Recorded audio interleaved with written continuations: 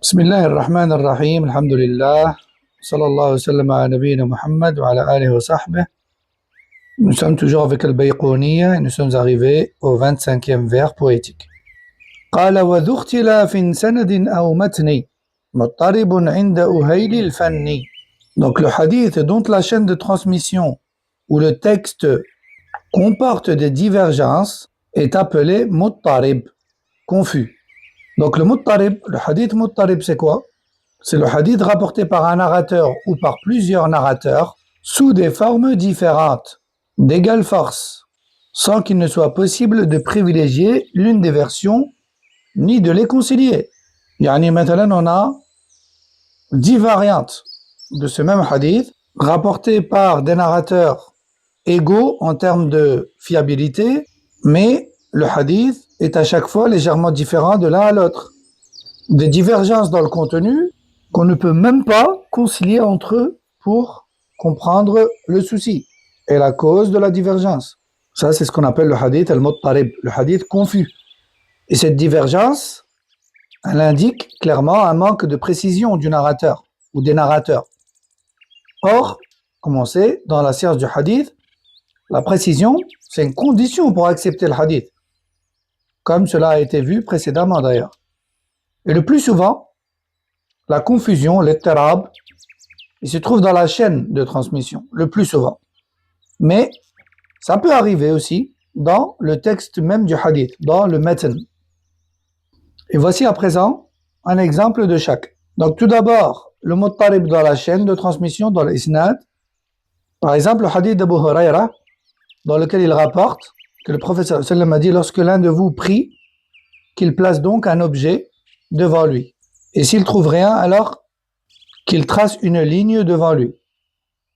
Dans ce hadith, les narrateurs se sont beaucoup contredits concernant un seul narrateur, qui est Ismaïl ibn Umayyah.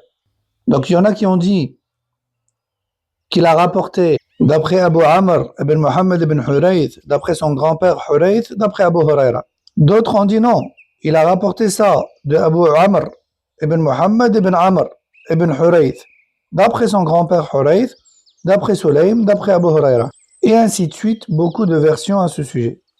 C'est pourquoi certains grands savants du hadith, comme Al-Nawawi ou encore Ibn Abd al-Hadi, rahimahumullah, et d'autres parmi les spécialistes du hadith, ont jugé ce hadith comme étant muttarib, c'est-à-dire confus dans sa chaîne de transmission. Et le hadith muttarib, c'est un hadith faible, selon l'avis d'une grande majorité, pour pas dire tous, de savants. Ensuite, en deuxième position, comme on a dit, on a le muttarib dans le texte même, comme ce qui est rapporté par At-Tirmidhi, d'après Sharik, d'après Abu Hamza, d'après Sha'bi, d'après Fatima bint Qais, radallahu anha. Elle a dit, le prophète sallallahu alayhi wa sallam a été questionné concernant le zakat, et il aurait répondu, je cite, Inna fil mali la haqqan siwa zakat, qui se traduirait par il y a une obligation de laquelle il faut s'acquitter dans l'argent en dehors de la zakat. Et en gros, il y aurait une autre obligation à part la zakat dans l'argent. Et ce hadith a été rapporté par Ibn Majah avec une autre formulation qui est bien plus claire et qui dit il n'y a pas dans l'argent une obligation de laquelle il faut s'acquitter si ce n'est az-zakat. Al-Hafid al-Iraqi a d'ailleurs dit à ce sujet هذا اضطراب لا يحتمل التأويل. Donc ça c'est clairement une confusion que l'on ne peut concilier ou expliquer. Donc voilà pour le hadith al-muttarib. Wallahu a'lam wa sallallahu alayhi wa sallam ala nabiyyina Muhammad wa ala alihi wa sahbihi.